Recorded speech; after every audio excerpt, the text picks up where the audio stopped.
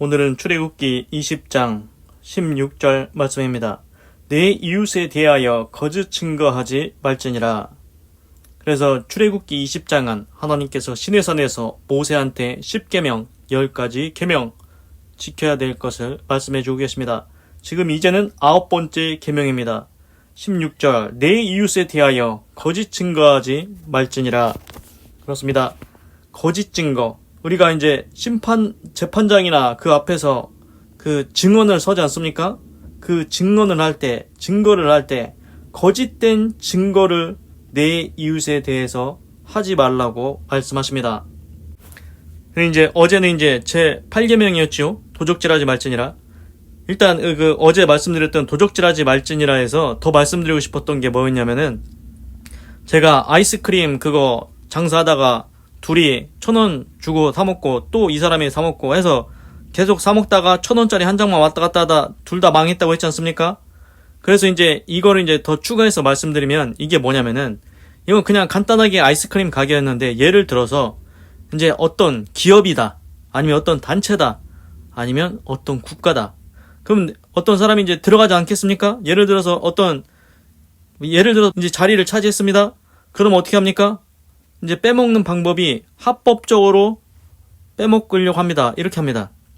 월급을 올립니다. 보너스를 올립니다. 수당을 올립니다. 야, 우리 같이 올리자. 네 월급도 올리고 내 월급도 올려. 보너스도 다 올려. 네 것도 올리고 내 것도 올려.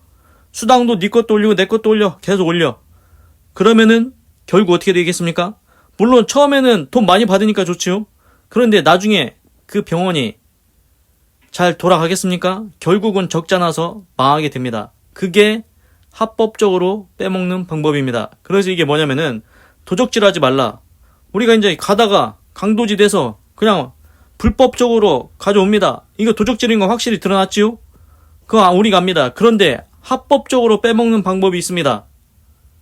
법 안에서 그게 합법적으로 빼먹는 것 같은데, 사실은 합법을 가장해서 빼먹는 거라는 겁니다. 아이스크림 가게에서 서로 먹다가 다 아이스크림 가게 다 자기네들이 들어 먹었습니다. 그것처럼 어떤 기업이든 단체든 나라든 들어가서, 난 내 이 자리에 한번 들어왔으니까 여기서 다 땡겨서 먹고 갈 거야. 다 챙길 거야. 이렇게 하면은 어떻게 되겠습니까? 그 기업이나 단체나 나라는 잘 안 된다는 겁니다. 망하게 된다는 겁니다. 그렇지 않습니까? 그냥 우리가 생각해도 계속 내 이득만 챙기려고 거기서 내 거만 막 해버리면은 결국은 망하게 됩니다. 그렇습니다. 도적질하지 말라. 그냥 눈으로 봤을 때 불법적으로 그렇게 하는 방법도 도적질인데, 그런데 합법을 가정해서 도적질해서 빼먹는 그런 도적질도 있습니다. 그래서 이제 이거를 또 이어서 생각을 해보면 뭐가 있냐면은, 이런 말 있지 않습니까? 유명한 철학자가 얘기한 것 같은데, 악법도 법이다. 그러면서 그 악법이라도 지켜야 된다. 이런 얘기를 했습니다. 그런데 한번 생각해 보십시오. 악법인데, 나쁜 법인데 지켜야 됩니까? 이거 한번 생각해 봐야 됩니다. 예를 들어서 옛날에 중세시대 있지 않습니까? 중세시대에 성이 있고, 그 성에서 이제 영주가 있고, 거기서 이제 소장농들 막 있고 했지 않습니까? 그런데 이제 소장농과의 계약을 하는데, 이게 점점 너무 많은 이걸 세금을 부과를 하는 겁니다. 예를 들어서 이제 농사를 짓지 않겠습니까? 소장농이 처음에는 100가마가 나오면은 이제 한 80가마는 영주한테 내고 20가마는 네가 갖고 먹고 살고 네가 이제 농사 짓고 해라. 그런데 이제 갈수록 이제 100가마가 나오면은 99가마를 가져가고 한 가마만 네가 알아서 하고 그게 네 소득이다. 이렇게 하면은 그 소장농이 어떻게 살겠습니까? 그게 법입니까? 그렇습니다. 법을 가장해서 합법적으로 만들어서 그렇게 해서 소장농의 것을 도적질해가는 것 아닙니까? 그런 법은 악법이 아닙니까? 그런 법을 꼭 지켜야 되겠습니까? 그래서 이거를 한번 생각해 봐야 된다는 겁니다. 그래서 도적질을 하지 말라. 우리가 눈으로 볼 때 드러나는 도적질이 있습니다. 저건 진짜 나쁜 도적질이다. 그런데 합법을 가장해서 빼먹는 도적질도 도적질입니다. 그래서 이제 9번째 계명, 오늘 계명에 대해서 말씀을 드리겠습니다. 9번째 계명은 내 이웃에 대하여 거짓 증거하지 말라고 분명히 말씀하셨습니다.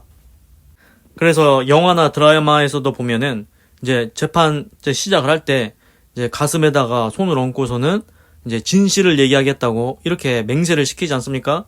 그런데 그렇게 했음에도 불구하고 거기 재판장에 가서 거짓된 증언을 하는 사람들도 있습니다. 이게 문제라는 겁니다. 이렇게 하지 말라고 하나님께서 분명히 말씀하셨습니다. 하지 마라. 거짓 증거 하지 마라. 이렇게 말씀하십니다. 그런데 거짓 증거를 하는 사람들이 성경에도 나옵니다.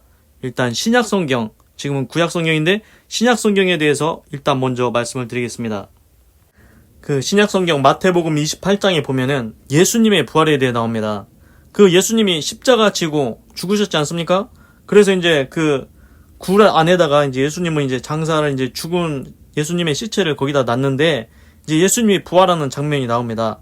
그래서 이제 예수님이 살아나서 이제 무덤이 비게 되지요.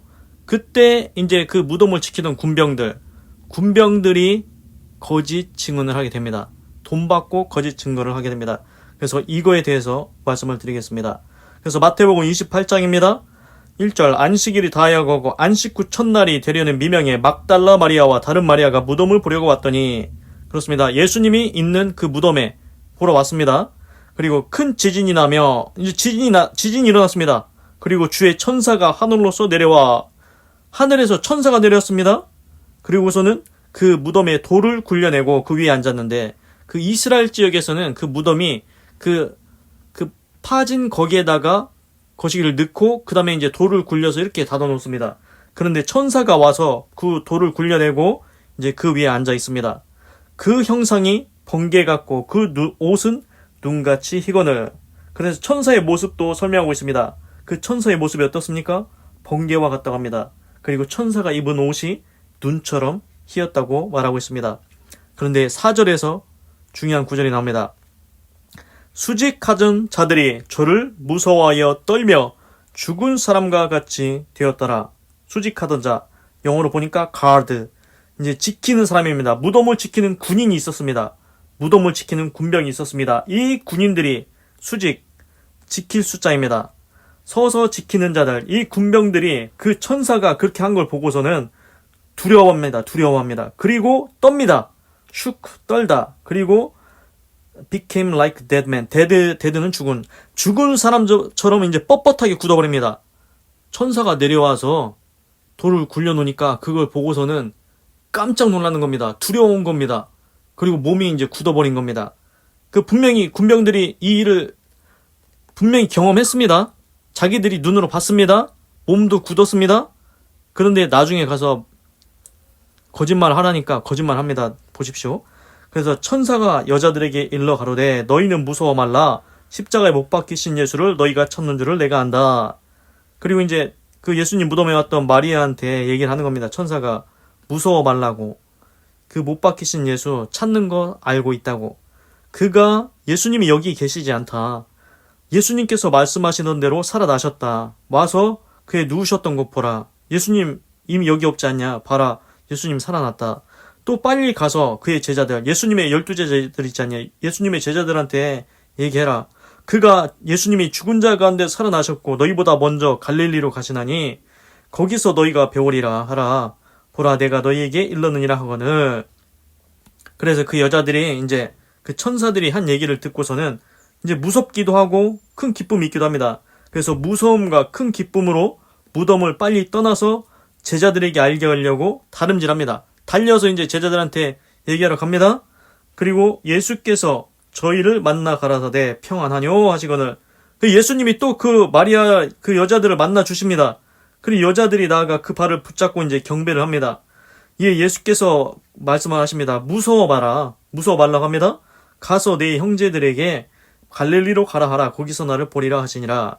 그 예수님의 제자들한테 이제 갈릴리로 가라고 이렇게 얘기하라고 얘기하십니다. 그래서 보니까 이제 예수님의 무덤에 천사들이 와서 돌을 굴리고 천사들이 얘기를 해줬습니다. 그리고 또 그 마리아랑 여자들이 제자들한테 얘기를 하러 가는데 그 가는 도중에 예수님을 또 만났습니다. 그리고 예수님도 말을 했습니다. 아니 예수님이 죽어있으면 얘기를 합니까? 말을 합니까? 어떻게 죽은 사람이 얘기합니까? 예수님이 진짜로 살아나서 그 무덤에 왔던 여자들한테 얘기를 하는 겁니다. 그래서 이제 중요한 게 있습니다. 여기 보면은 이제 11절부터 나옵니다. 파수꾼의 보고를 보십시오. 무덤 지키던 사람들. 여자들이 갈제 파수꾼 중 몇이 성에 들어가 모든 된 일을 대제사장들에게 고하니. 그러니까 그 여자들이 왔던 여자들이 가니까 그 군병들이 있지 않습니까? 문을 지키던 그 군병들 몇 명이 이제 그 성으로 들어갑니다. 그리고서는 보고를 하는 겁니다. 치프 프리스트 대제사장들에게 그 일어났던 모든 일들, 자기들이 천사도 보고 천사가 돌 굴리는 것도 보고 무덤 속에 예수님이 없는 거 그걸 다 보고를 했습니다. 그 자기네들이 겪은 걸 사실대로 얘기를 했습니다. 보고를 합니다. 그러니까 어떻게 하는지 보십시오. 12절 그들이 장로들과 함께 모여 의논하고 군병들에게 돈을 많이 주며, 그러니까 대제사장이 그 장로들, 나이 든 사람들 있지 않습니까? 장로들과 이제 논의를 합니다. 이거 어떻게 해야 되냐? 예수님이 진짜 살아났다는데 어떻게 해야 되냐? 이거 어떻게 해야 되냐? 그러면서 한다는 게 계획을 짭니다. 어떤 계획을 짭니까? 가로되 너희는 말하기를 그의 제자들이 밤에 와서 우리가 잘 때 그를 도적질하여 갔다 하라. 그래서 군병들한테 일단은 돈을 줍니다. 근데 그냥 돈을 준 게 아니고 많은 돈을 줬다고 했습니다. 그래서 영어로 보니까 large sum of money. large는 큰 돈. 이게 군병들이 이게 큰 돈을 받은 겁니다. 예를 들어서 우리가 큰 돈이라고 하면 얼마 정도 되면 되겠습니까? 100억이다. 이제 네가 본 거 사실대로 얘기하지 말고 내가 시킨 대로 거짓말하고 다녀. 그런데 내가 큰 돈을 줄게. 100억을 줄 테니까 너 사실대로 얘기하지 말고 이제 내가 네 입에 넣어주는 대로 거짓말하고 다녀야 된다. 이렇게 하는 겁니다. 그래서 큰 돈을 군병들이 받습니다. 그러면서 시키는 말이 이겁니다. 그의 제자들이, 예수님의 제자들이 밤에 와서 우리가 무덤을 지키고 있었는데, 군병들은 우리가 무덤을 지키고 있었는데 우리가 잘 때 그의 제자들이 도적질에 갔다. 우리가 잘 때 제자들이 도적질에 간 거지 예수님이 다시 살아난 게 아니다. 이렇게 얘기하라고 한 겁니다. 그 말을, 거짓말을 입에 넣어줍니다. 그래서 만일 이 말이 총독에게 들리면 우리가 권하여 너희로 근심되지 않게 하리라 하니 군병들이 돈을 받고 가르친 대로 하였으니 이 말이 오늘날까지 유대인 가운데 두루 퍼지니라. 그래서 14절에 보면 이 말이 총독에게 들리면 우리가 권하여 너희로 근심되지 않게 하리라. 이게 뭐냐면은 혹시 니네들이 거짓말 했다고 너희들이 잘못되는 일은 없을 거다. 너희로 근심되지 않게 한다. 그러니까 너희들이 거짓말 우리가 시킨 대로 했어도 잘못되지 않게 우리가 다 뒤처리는 다 해줄 테니까 너희들은 그냥 돈 받고 시킨 대로만 해라. 나중에 탈날 일 없다. 이렇게 이제 군병들한테 확실하게 얘기를 해주는 겁니다. 그러니까 군병들이 어떻게 합니까? 돈을 받습니다. 받고서는 시키는 대로 합니다. 가르쳐준 대로 그대로 얘기하고 다닙니다. 우리가 지키고 있었는데 우리가 잘 때 예수님 제자들이 그 시체를 도적질해 갔다. 예수님이 부활한 게 아니다. 그래서 유대인 가운데 그 소문이 두루 퍼졌습니다. 그래서 지금도 이제 예수님이 부활했다는 걸 안 믿는 사람들이 있습니다. 그래서 이제 중요한 건 뭐냐면은 지금 보면은 분명히 10계명 중에 제 9계명에서 내 이웃에 대하여 거짓 증거하지 말지니라. 거짓말하지 말라고 했습니다. 거짓 증거는 하지 말라고 했습니다. 그런데 군병들 어떻게 합니까? 대제사장들과 장로들이 시킨 대로 예수님이 부활한 게 아니고 그의 제자들이 우리가 열심히 지키고 있었는데 우리가 잠깐 졸았을 때 훔쳐갔다. 이렇게 거짓말을 하고 있습니다. 그런데 그 거짓말을 왜 합니까? 보니까 큰 돈을 받고 그렇게 거짓말합니다. 이게 보면은 우리도 사람이 보면은 이게 자기도 이제 좀 느낄 거 아닙니까? 아, 내가 진짜 천사를 봤어. 천사가 돌을 옮기는 것도 봤어. 그리고 예수님이 그 무덤에 없고 그런 거 내가 다 봤어. 그 자기 마음은 알고 있지 않습니까? 군병들은 다 봤지 않습니까? 그런데도 왜 사실대로 얘기를 못하냐? 그 받은 액수가 너무 큽니다. 이게 어느 정도 예를 들어서 한 100만 원 정도 받았다. 100만 원. 100억을 받은 게 아니고 100만 원 정도 받았으면은 야, 내가 근데 100만 원 받고 거짓말을 처음에 시키는 대로 하긴 했는데 이건 아닌 것 같아. 정말 내가 양심에 찔리고 내가 나중에 하나님 앞에 갈 때 내가 뭐라고 할 말이 없을 것 같아. 내가 마음이 찔려가지고 도저히 안 되겠어. 내가 사실대로 얘기해야 되겠어.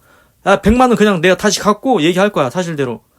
이렇게 할 수 있는데 이게 받은 돈이 액수가 너무 크니까 이거는 돌이킬 수가 없는 겁니다. 야, 내가 너무 큰 돈을 받아가지고 사실대로 다시 번복하기는 어렵다. 그냥 이대로 묻혀야지 어쩔 수가 없다. 그래서 이제 보면은 돈을 크게 받으면은 거짓말을 합니다. 거짓 증언을 한다는 겁니다. 이게 문제입니다. 그런데 하나님께서는 이렇게 거짓말하는 것, 거짓 증언하는 것 분명히 하지 말라고 했습니다. 그럼 지금 이렇게 군병들이 거짓 증언, 거짓말을 했지 않습니까? 그럼 어떤 문제가 생깁니까? 그 모르는 사람들은 그냥 그 군병들이 한 말을 믿을 겁니다. 아, 예수님의 제자들이 그래도 제자니까 예수님의 시체를 밤중에 도적해 갔겠지. 그 말이 맞네. 그 말이 맞네. 예수님의 부활을 못 믿게 합니다. 그런데 예수님의 부활을 믿어야 우리가 천국에 가지 않겠습니까?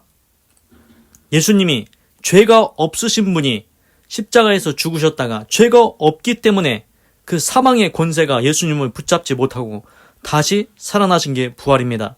예수님의 부활이 있습니다. 보십시오. 세상에 그 누가 탄생일은 있습니다. 무슨 탄신일, 누구 탄신일, 유명한 사람, 그런 사람, 훌륭한 사람 탄신일은 있습니다. 그런데 부활절이라는 단어라도 있습니까? 없습니다. 오직 예수님만 부활절이라는 단어가 있습니다. 예수님만 부활하셨습니다. 예수님은 죄가 없으신 분이시기 때문에 부활하신 겁니다. 그런데 그 부활을 못 믿게 한다는 겁니다. 그 군병들이 거짓 증언함으로, 거짓말을 함으로 예수님의 부활을 못 믿게 해서 구원을 못 받게 하는 결과가 온다는 것입니다. 그렇습니다. 거짓말하는 것, 거짓 증언하는 것, 그러면은 안 좋은 결과를 만들어냅니다. 구원 받을 사람도 구원 못 받게 합니다. 믿을 사람도 믿지 못하게 한다는 겁니다. 그리고 이제 거짓 증거하지 말라, 여기에 대해서 구약 성경에 대해서 말씀을 드리겠습니다. 보면은 그 성경에 두세 사람이 증인을 세워서 얘기한 거는 이제 거의 이제 이스라엘 사람들은 이제 증언을 믿기로 이렇게 돼 있습니다. 그래서 이제 이세벨이라는 그 아합의 아내 여왕입니다. 이제 거짓 증인을 세워가지고 나봇을 죽이고 포도원을 빼앗는 장면이 나옵니다. 그래서 열왕기상 21장에 대해서 말씀을 드리겠습니다. 나봇의 포도원을 빼앗은 아합이라고 나옵니다. 그 당시에 아합 왕이 있습니다. 그래서 그 후에 이 일이 있으니라. 이스라엘 사람 나봇이라는 사람이 있습니다. 이스라엘에 포도원이 있어 사마리아 왕 아합의 궁에서 가깝더니, 그러니까 아합 왕의 궁에서 그 가까운데 포도원이 있는데 그게 나봇이라는 사람의 포도원입니다. 그래서 아합이 나봇에게 말합니다. 야, 네 포도원 내 궁 곁에 가까이 있으니까 내게 줘. 나물 나한테 줘서 내가 나물 좀 심고 싶다. 나물밭을 삼게 해라. 그리고 내가 그 대신에 그보다 더 아름다운 포도원을 내게 주겠다. 만일 합의하면 그 값을 돈으로 너한테 줄게. 그러니까 아합 왕이 처음에는 나봇한테 가서 얘기를 합니다. 야, 내가 거기다가 네 포도원에다가 나물 좀 심고 싶은데 그 포도원 나 줘라. 그럼 내가 더 아름다운 포도원 줄게. 되지 않냐? 그리고 합의하면 돈도 줄게. 값을 줄 테니까 그 포도원 내놓으라는 겁니다. 근데 왕이 달라고 하는데, 이제 지금 같은 경우에는 뭐 이렇지 않습니까? 뭐 유력자가, 뭐 권세 있는 자가 와가지고, 야, 내가 돈 줄 테니까, 아니면 더 좋은 땅으로 줄 테니까 그 땅 내놔. 그러면은 뭐 옛날 같으면은 뭐 옛날에 왕이 그랬으면 거의 다 그냥 했지 않겠습니까? 그런데 3절에 나봇이 이렇게 얘기합니다. 나봇이 아합에게 말하되 내 10주의 유업을 왕에게 주기를 여호와께서 금하실지로다 하니. 그래서 이게 무슨 얘기냐면은 나봇이 아합 왕한테 이렇게 얘기하는 겁니다. 내 10조의 유업, 내 조상의 대대로 내려오는 유업을 왕에게 주기를 여호와께서 금하신다. 하나님께서 그거를 허락지 않을 거라고 얘기하고 있습니다. 나봇이. 이게 뭐냐면은 이스라엘 백성이 지금 모세가 이끌고 가나안 땅을 가지 않습니까? 이제 가나안 땅에서 이제 족속 다 쫓아내고 이방 족속 쫓아내고 가나안 땅에 이스라엘 국가를 세우는데 이제 12지파를 통해서 이제 그 땅을 분배를 합니다. 그런데 이제 신기한 게 그 땅을 분배를 하고 그 땅이 각 자손한테 계속 대대로 물려가게 돼 있습니다. 그리고 또 이제 안식년이 있고 뭐 그렇게 있어가지고 뭐 예를 들어서 어떤 사람이 이제 돈이 없어가지고 땅을 팔 수가 있습니다. 그런데 나중에 이제 50년, 희년이라고 해서 그 50년이 지나면은 혹시 이제 이 사람이 너한테 땅을 팔았어도 50년째 되면은 다시 각 지파한테 도로 땅이 돌아가게 해라. 그렇게 하라고 하나님께서 명령을 하셨습니다. 그래서 이제 혹시 내가 좀 생활이 안 좋아져서 어려워져서 내 땅을 팔았어도 나중에 50년째가 되면은 희년이 되면 다시 조상의 땅이 그 자손에게로 돌아가게 해놨습니다. 그래서 지금 나봇이 그 얘기를 하는 겁니다. 아합한테 말합니다. 내 열조의 유업 왕한테 줄 수 없다고. 하나님께서 금하신다고. 그러니까 각 지파마다의 땅은 각 지파의 자손한테 계속 내려가게 해놨다는 겁니다. 그래서 이제 아합 왕이 이제 근심이 되겠죠. 갖고는 싶은데 이거 안 된다고 나봇이 안 된다고 얘기하니까. 그래서 이스라엘 사람 나봇이 아합에게 또 얘기를 합니다. 내 조상의 유업을 왕께 줄 수 없다함을 인하여 아합이 근심하고 답답하여 궁으로 돌아와서 침상에 누워 얼굴을 돌이키고 식사를 아니하니. 그러니까 나봇이 안 된다고 딱 잘라 얘기하니까 이제 아합이 근심이 생깁니다. 답답합니다. 이제 저거 포도원 갖고 싶은데 어떻게 하지? 포도원을 어떻게 하지? 갖고 싶은데 계속 이러고 있습니다. 아니 뭐 부족하다고 꼭 그 나봇의 포도원을 가져야 되겠습니까? 그런데 아합이 그 포도원을 못 갖는다고 근심하고 답답합니다. 그리고 궁에 돌아와서 어떻게 하고 있습니까? 침대에 누워가지고 얼굴을 돌이키고 밥도 안 먹습니다. 그러니까 그 다음 구절 5절에 이렇게 나옵니다. 그 아내 이세벨 여왕입니다. 이세벨 이거 나쁜 여자입니다. 그 우상 섬기는 여자인데 이세벨이 왕한테 나와서 얘기를 하는 겁니다. 왕의 마음에 무엇을 근심하여 식사를 아니합니까? 왕이시여 도대체 뭔 근심을 하고 있습니까? 왜 밥도 안 먹습니까? 그러니까 아합 왕이 얘기를 합니다. 내가 이스라엘 사람 나봇한테 네 포도원 나한테 주면은 내가 돈으로 바꿔주거나 아니면은 네가 좋아하면 내가 그 대신에 포도원을 너한테 줄게. 더 좋은 포도원 줄게. 그런데 그 나봇이라는 사람이 나한테 얘기하기를 내가 내 포도원을 내게 주지 않겠노라 함을 이남이라. 그러니까 나봇이 나한테 안 된다고, 돈 줘도 안 되고 다른 좋은 포도원 줘도 안 바꾼다고 그렇게 얘기해서 내가 근심하고 있다. 이거를 다 얘기를 합니다. 자기 얘기를 다 합니다. 자기 아내한테. 그러니까 그 아내 이세벨이 얘기를 합니다. 왕이 이제 이스라엘 나라를 다스리시나이까 일어나 식사를 하시고 이제 일어나서 밥 먹으라고 합니다. 마음을 즐겁게 하소서. 마음도 기쁘게 하라고 합니다. 내가 이스라엘 사람 나봇의 포도원을 왕께 드리리이다 하고. 그래서 이세벨이 이제 걱정하지 말고 밥 드시고 이제 기뻐하고 있으라고. 내가 나봇 포도원 가져다 줄 테니까 그렇게 하라고. 지금 이세벨이 어떤 마음을 품었습니까? 나봇의 포도원을 뺏을 계획을 세웁니다. 어떻게 하는지 보십시오. 희한한 짓을 합니다. 그래서 아합의 이름으로 편지들을 쓰고, 아합이 누굽니까? 왕입니다. 그러니까 아합 왕의 이름으로 편지들을 쓰는데 누구한테 쓰냐? 편지들을 쓰고 인을 쳐서 이제 도장인이죠. 도장을 쳐서 그 성에서 나봇과 함께 사는 장로와 귀인들에게 보내니. 이제 나봇이 사는 마을이 있지 않습니까? 그 나봇이 사는 마을에 같이 사는 장로들, 귀인들, 이제 장로는 이제 나이 많은 드는 사람, 그리고 이제 귀인은 이제 노블, 이제 귀족. 그러니까 장로와 귀인들한테 이제 이세벨이 왕의 이름으로 해가지고 편지를 다 보내는 겁니다. 그런데 그 편지 내용을 보니까 편지 사연에 말하기를 금식을 선포하고 나봇을 백성 가운데 높이 앉히라. 그리고 비류 두 사람을 그 앞에 마주 앉히고, 여기서 비류는 뭐냐면은 비류는 이제 건달, 불량배 이런 사람입니다. 그래서 여기서는 이제 설명을 보니까 히브리 원어를 살려서 더 맨 오브 빌라이어, 이제 사단에 속한 자. 그러니까 하여튼간 나쁜 놈들이라는 겁니다. 그 비류 두 사람을 그 나봇 그 앞에 마주 앉히고 그 나봇에 대하여 증거하기를 네가 하나님과 왕을 저주하였다 하게 하고 고처를 끌고 나가서 돌로 쳐 죽이라. 이렇게 그 편지에다 써놓은 겁니다. 장로들하고 귀인들한테. 그래서 이제 어떻게 합니까? 그 장로들과 그 귀인들은 뭐 시키는 대로 해야지 뭐 어떻게 합니까? 자기네들이 그 왕의 그 편지를 받았는데. 그래서 어쩔 수가 없이 그렇게 합니다. 그래서 11절 그 성사람 곧 그 성에 사는 장로와 귀인들이 이세벨의 분부 곧 저가 자기들에게 보낸 편지에 쓴 대로 하여 그 왕의 편지, 왕의 이름으로 인을 찍히고 다 썼으니까 그대로 할 수밖에 없습니다. 위에서 시키는 대로 하는 겁니다. 그냥. 그래서 어떻게 합니까? 금식을 선포합니다. 금식, 밥 안 먹는 거죠. 그 금식을 선포하고 나봇을 백성 가운데 높이 앉힙니다. 백성들이 있는데 높은 자리에 앉혀놓습니다. 나봇을. 이제 빼도 박도 못합니다. 백성들이 다 지켜보고 있습니다. 그때 비류 두 사람이 들어옵니다. 건달입니다. 불량배, 사단에 속한 자. 이 사람들이 들어와서 하는 말이 그 앞에 나봇 앞에 앉아가지고 백성 앞에서 백성들이 다 지켜보는 가운데 나봇한테 대하여 증거를 지어 이르기를 증거를 짓다. 이게 뭡니까? 거짓 증거를 하고 있다는 겁니다.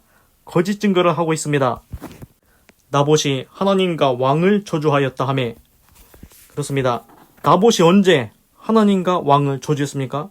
그런 일 없습니다. 나봇은 한마디도 안 했습니다. 아무 말도 안 했습니다. 그런데 두 명이 와가지고 거짓말로 거짓 증거해서 하나님과 왕을 저주했다고 하니까 이스라엘에서는 하나님을 저주하고 왕을 저주하면 돌로 칩니다. 그래서 무리가 백성들이 다 모여있지 않았습니까? 무리가 나봇을 성 밖으로 끌고 나가서 돌로 쳐 죽이고 그래서 이스라엘은 보면은 뭔가 잘못한 일이 있다. 그러면 돌로 칩니다. 그래서 나봇이 돌에 맞아서 죽게 됩니다. 그러니까 이세벨한테 통보하기를 나봇이 돌에 맞아 죽었나이다. 그거 이제 이세벨한테 그 통보를 답니다. 보고를 합니다. 그러니까 이세벨이 나봇이 돌에 맞아 죽었다 함을 듣고 아합한테 얘기합니다. 일어나서 그 이스라엘 사람 나봇이 돈으로 바꿔 주기를 싫어하던 포도원을 취하소서. 나봇이 살아있지 아니하고 죽었나이다. 이세벨이 자기 남편 아합한테 가서 얘기합니다. 나봇 죽었으니까 그 돈 줘도 안 준다고 했던 그 포도원 이제 왕이 취하라고 나봇 갔다고. 그러니까 아합이 나봇의 죽었담을 듣고 곧 일어나 이스라엘 사람 나봇의 포도원을 취하러 그리로 내려갔더라. 아니 아합이 이제 자세한 거 알아보지도 않고 그냥 마음이 기뻐가지고 포도원 얻는다는 것에만 기뻐해가지고 나봇이 죽었으니까 아이고 내가 포도원 이제 가지러 가도 되겠네. 그러고서는 기쁜 마음으로 이제 그 포도원 취하러 내려갑니다. 근데 신기한 게 있습니다. 이 일을 누가 합니까? 이세벨이 꾸몄으니까 이세벨이 알고 그 거짓 증거했던 비류, 건달, 불량배, 사단에 속한 자 두 명이 알고 그들이 알고 있지 않습니까? 그리고 편지를 받았던 장로와 귀인들 그 사람들도 알고 있지요? 그런데 무엇보다도 누가 알고 있습니까? 하나님이 알고 있습니다. 장로와 귀인들은 이세벨이 꾸민 내용 다 알고 있어도 힘이 없습니다. 시키는 대로 하는 겁니다. 왕의 아내, 여왕이 시키는데 어떻게 합니까? 그대로 합니다. 그런데 그걸 뭐 반박해서 아니 이렇게 하면 안 된다, 이렇게 하면 안 된다 이런 얘기도 못합니다. 그런데 하나님께서 그거 가만 내버려두지 않습니다. 하나님이 다 알고 계십니다. 이세벨이 꾸민 짓 다 지켜보고 계십니다. 그래서 17절에 신기한 구절이 나옵니다. 여호와의 말씀이 디셉 사람 엘리야에게 임하여 가라사대. 하나님이 말씀하십니다. 누구한테 말씀하십니까? 디셉 사람 엘리야, 선지자입니다. 엘리야한테 하나님이 말씀하십니다. 엘리야야, 너 일어나 내려가서 사마리아에 거하는 이스라엘 왕 아합을 만나라. 이스라엘 왕 아합을 가서 만나라고 합니다. 저가 나봇의 포도원을 취하러 그리로 내려갔나니 너는 아합 왕에게 얘기해라. 여호와의 말씀이 네가 죽이고 또 빼앗았느냐 하셨다 하고 보십시오. 하나님께서 아합 왕한테 얘기하라고 합니다. 엘리야 선지자를 통해서. 그래서 어떻게 말씀하십니까? 아합 왕 네가 나봇을 죽이고 또 빼앗았느냐. 이거 십계명 뭡니까? 살인하지 말지니라. 그런데 아합이 죽였습니까? 아닙니다. 아합의 아내 이세벨이 죽였습니다. 그런데 아합은 결국은 아합의 이름으로 편지도 보내고 아합이 이세벨이 하는지 몰랐을까요? 하여튼간 몰랐다고 해도 자기 아내가 그런 짓거리 하면은 막아야 되지 않겠습니까? 아합 네가 죽인 거라고 말씀하십니다. 네가 죽였다. 아합 네가 나봇을 죽였다. 또 빼앗았다. 지금 보십시오. 하나님의 계명 10계명 살인하지 말지니라. 나봇 살인했습니다. 그리고 도적질하지 말지니라. 근데 빼앗았습니다. 도적질했습니다. 보십시오. 사람이 죄를 범하기 시작하면은 하나님의 10계명 여러 가지 다 범하게 됩니다.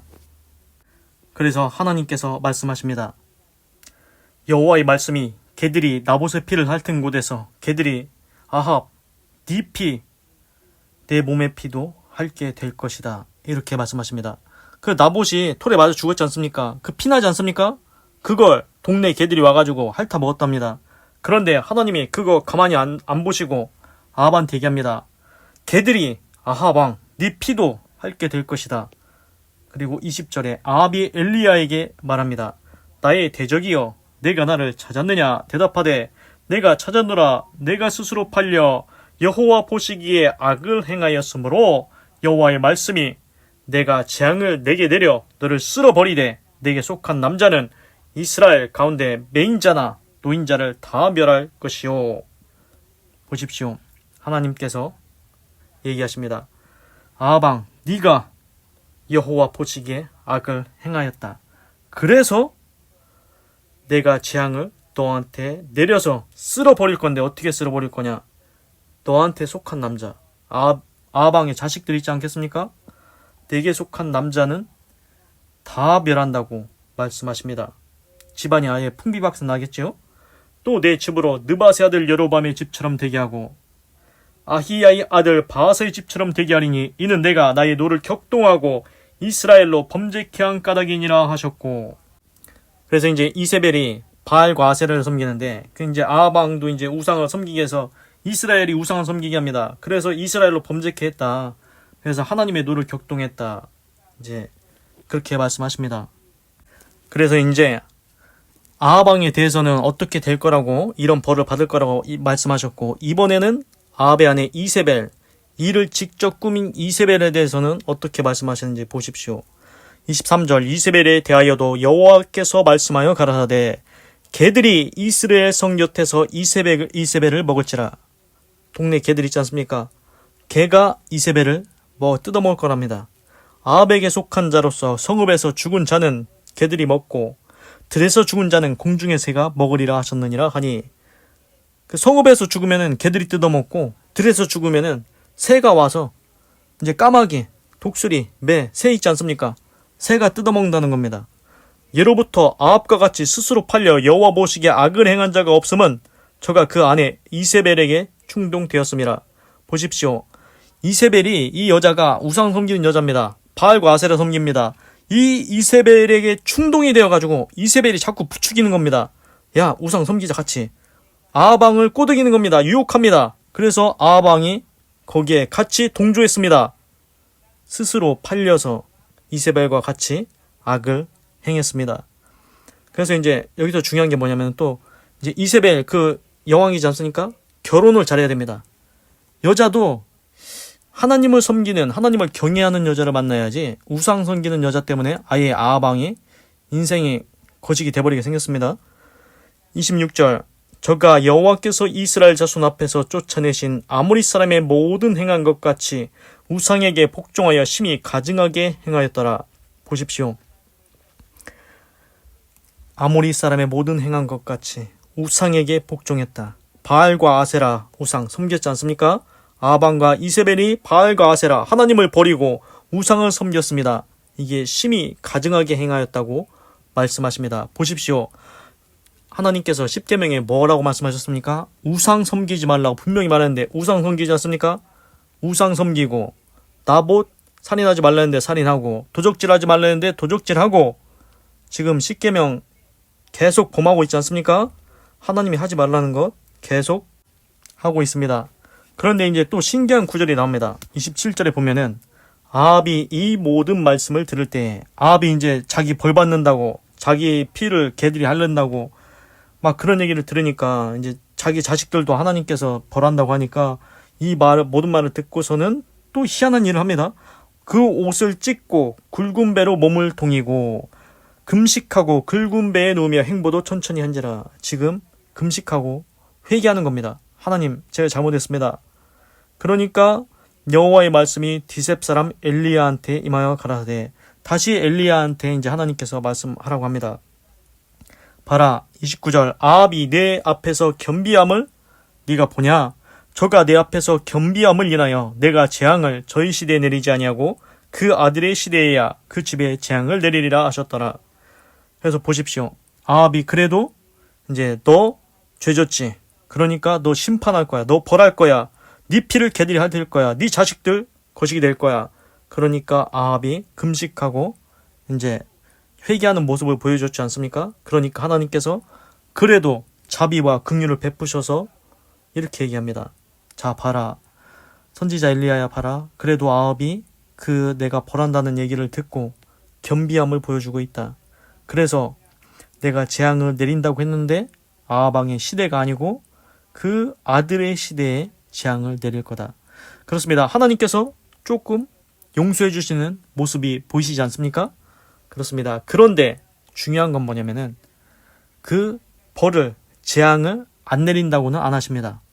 아합 시대가 아니고 그 아들의 시대에 내리겠다. 그렇습니다. 우리가 여기서 알아야 될 건 뭐냐면은 죄를 지면은 하나님께서 벌하신다는 겁니다. 그래서 아합이 회개를 하는 모습을 보여줬을 때, 겸비한 모습을 보여줬을 때, 그래, 네가 조금 회개하는 모습 보이는구나. 겸비한 모습 보이는구나. 그래서 네 시대는 아니고 네 아들의 시대에 그때 재앙을 내리겠다. 그렇습니다.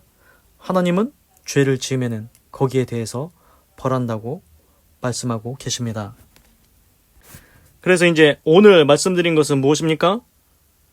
내 이웃에 대하여 거짓 증거하지 말지니라. 보십시오. 이세벨이 어떻게 했습니까? 왕의 이름으로 편지를 보내서 결국 건달들, 비류들, 사단에 속한 자들 그 2명을 시켜가지고 2명이 증거를 하니까, 거짓 증언을 하니까 그 말을 다 백성이 듣고 그 나봇을 돌로 쳐서 죽게 했지 않습니까? 나봇이 하나님과 왕을 저주했다. 언제 저주했습니까? 그런데 그렇게 거짓 증거하게 합니다. 그래서 이제 거짓 증언이 이게 문제가 뭐냐면은 이제 사실이 아닌데도 사실을 비틀어서 거짓을 만들어서 죄를 뒤집어 씌우게 된다는 겁니다. 그러면 어떻게 됩니까? 아무 죄도 없는 무고한 희생자가 생긴다는 겁니다. 그래서 오늘날에도 재판장에서 분명히 가슴에 손을 얹고 거짓말하지 않고 진실을 말한다고 맹세까지 시키지 않습니까? 그게 왜 그렇습니까?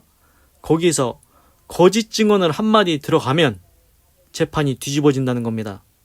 옳게 재판이 이루어져야 되는데 거짓 증언 한마디 때문에 무고한 자가 죄를 뒤집어 쓰고 희생을 당한다는 겁니다. 그거 하나님이 기뻐하시지 않는다는 겁니다. 하나님이 싫어하신다는 겁니다. 그래서 이세벨 여왕이 했던 일, 결과를 보십시오. 거짓 증언 때문에 결과가 어떻게 됐습니까? 나봇이 피를 흘리고 돌을 맞고 피를 흘리고 죽었습니다. 무고한 자가, 아무 죄도 없는 자가 죽었습니다. 그래서 우리가 중요하게 알아야 될 것은 우리가 거짓 증언하면, 거짓말을 하면 다른 사람이, 아무 죄도 없는 사람이 죽을 수도 있다는 것을 알아야 됩니다. 내가 거짓말하면 다른 사람이 죽을 수도 있다. 이거를 마음속에 갖고 있어야 된다는 겁니다. 하나님은 거짓 증언 하지 말라고 분명히 말씀하셨습니다. 그래서 이제 이스라엘, 제가 말씀드렸지요. 이스라엘에서는 두세 사람이 증언하면은 그걸 믿어줍니다. 신뢰를 바탕으로 하는 겁니다. 그래, 한 사람은 거짓말 할 수 있다. 근데 두세 사람이면은, 같이 이제 모의해서 그러지 않는다고 맹세를 하든가 서로 신뢰를 갖고 있으면은, 두세 사람이 얘기했으면은 저거는 확실히 사실이다. 저건 진짜다. 그렇게 믿어주기로 했습니다. 그런데 그거를 악용해서 두세 사람이 거짓을 꾸며내는 계획을 해서 한 사람을 희생시킨다? 그러면은 나중에는 어떻게 되겠습니까? 그 사회가 불신의 사회가 되는 겁니다. 우리가 살아보니까 분명히 하나님은 거짓 증언하지 말라고 했는데 이스라엘 백성이, 이 사람들이 두세 사람이서 증언을 하는데 거짓 증거를 하더라. 나중에 다 밝혀지더라, 그게. 그런데 이제 우리가 누구를 믿겠냐? 두세 사람, 아니, 이제는 20명, 30명, 아니, 2,000명, 3,000명이 와서 얘기를 해도 우리는 이제 사실로 믿을 수가 없다. 이제 그러면은 그 사회는 어떤 사회가 되겠습니까? 불신의 사회가 됩니다. 누구의 말도 믿을 수가 없는 겁니다. 얘기하지 말고 CCTV 영상을 갖고 와. 녹음한 거 갖고 와. 근데 요즘에는 뭐 녹음도 다 편집 조작하고 영상도 조작할 수 있지 않습니까? 하여튼간 요점은 뭐냐면은 이스라엘에서는 두세 사람이 증언한 것 믿어주는 신뢰의 관계가 있습니다. 그런데 하나님이 하지 말라고 한 거짓 증언을 했다? 그러면 그때부터는 그 사회에 신뢰의 관계가 아예 무너지게 되는 겁니다. 이제는 두세 사람이 와도 20명, 30명, 2000명, 3000명이 와도 그 사람의 말이 진실인지 거짓인지 정확하게 따져봐야 된다. 믿을 수가 없다. 이렇게 되는 겁니다. 불신의 사회를 만들어낸다는 겁니다. 그래서 하나님께서 제9계명 내 이웃에 대하여 거짓 증거하지 말지니라. 거짓 증거하면 무고한 사람이 희생을 당하고 불신의 사회가 만들어집니다. 아무도 믿을 수가 없게 됩니다. 이런 사회에서 살겠습니까? 어떻게 내 이웃도 못 믿는데 어떻게 평화롭게 살 수 있겠습니까? 그래서 하나님께서 명령하시는 겁니다. 거짓 증거하지 마라. 너희들이 서로 진실을 얘기해야 신뢰의 사이가 되지 않겠냐. 그리고 믿고 살지 않겠냐 서로. 그렇습니다. 하나님의 계명, 말씀에는 다 우리를 위해서 그렇게 말씀하시는 겁니다. 아니 같이 살면서 내가 그래도 같이 살긴 하는데 믿을 수가 있어야지. 저 사람 그냥 지내는 거지 뭐. 그냥 어느 정도 경계를 두고 지내는 거요. 믿을 수는 없어. 이러면은 어떻게 사회를 행복하게 살 수 있겠습니까? 서로 불신하면서 서로 눈치 보면서 제가 언제 나를 공격하려나, 제가 나를 언제 죄를 뒤집어 씌우려나, 제가 언제 나한테 거짓 증거를 하려나, 이러고 살면은 마음이 불안해서 어떻게 계속 살 수 있겠습니까? 그렇습니다. 하나님의 말씀 지키는 것이 우리한테 좋습니다. 기도하겠습니다. 하나님, 오늘은 출애굽기 20장 16절을 읽고 묵상해 보았습니다. 내 이웃에 대하여 거짓 증거하지 말지니라. 하나님, 이웃에 대해서 거짓 증거하는 것, 이거 그냥 들어볼 때는 뭐 거짓말하는 게 뭐 그렇게 거시기한 건가 이렇게 처음에 생각할 때는 그런 마음이 들 수도 있습니다.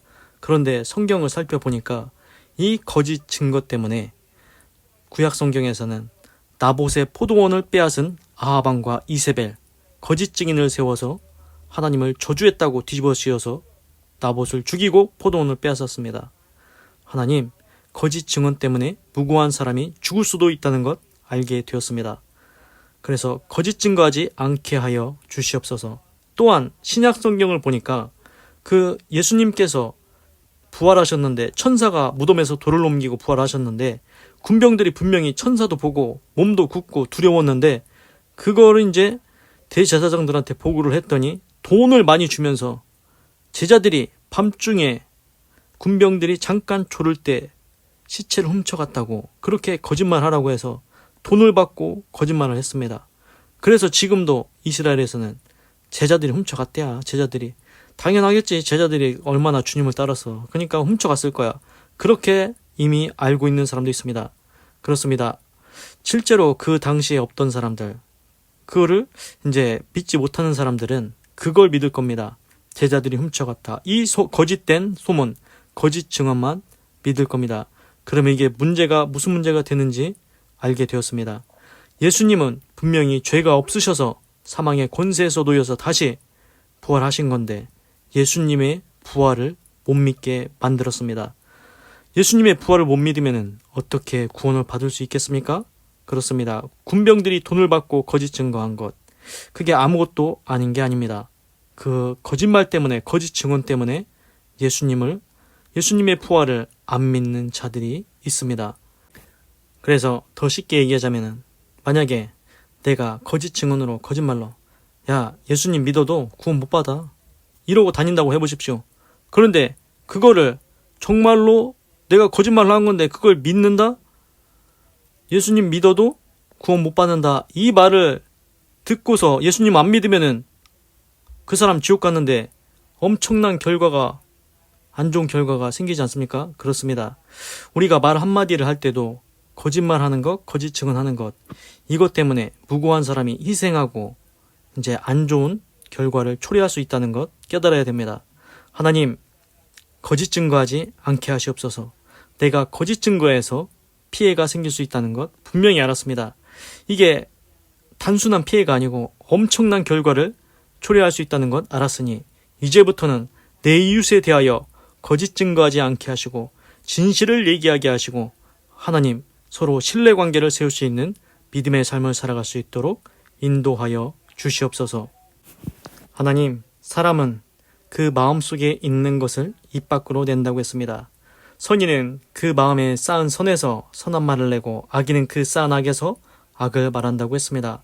하나님, 나의 마음에 선을 쌓아 주셔서 내 입술이 선한 말, 진실된 말만 할 수 있도록 도와주시옵소서. 내 입술의 문을 지켜주셔서 덕이 되는 말, 사람을 살리는 말, 구원하는 말을 할 수 있도록 역사하여 주시옵소서. 하나님 감사합니다. 사랑합니다. 찬양합니다. 주님 홀로 영광 받으소서. 사랑이 많으신 예수님의 이름으로 기도드립니다. 아멘. 건강하시고 예수님 믿고 구원 받으시고 예수 내 구주 하나님의 축복이 말지어다. 아멘.